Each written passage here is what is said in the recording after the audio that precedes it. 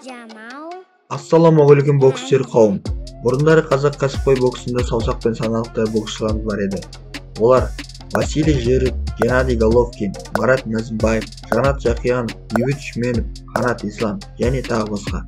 Осы 2-3 жылдың аралығында жаңағы айтылған ағалардың арқасында, нақты айтқанда Triple G-дегі жарқын өнерінен қазақ жастарының кәсіпқой боксқа ауысуына жол ашты. Солардың бірі Айдар Шәрібаев, Бақтияр Эюбов, Бауыржан Момынов, Жанқош Тұрар, Иса Ақбербаев, Айдос Ербосынұлы, Ескендір Харсан және де Олимпиада чемпионы Данияр Елеусінов.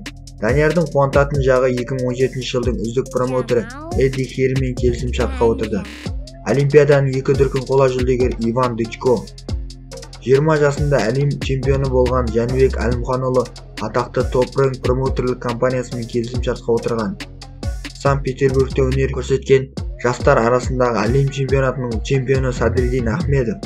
Айта кетейік, Садриддин өзінің кәсіпқой бокстағы ағалары Батыр Жүкенбаев, Абылайхан Құсайынов, Нұрзат Сабировтермен бірге жаттығады.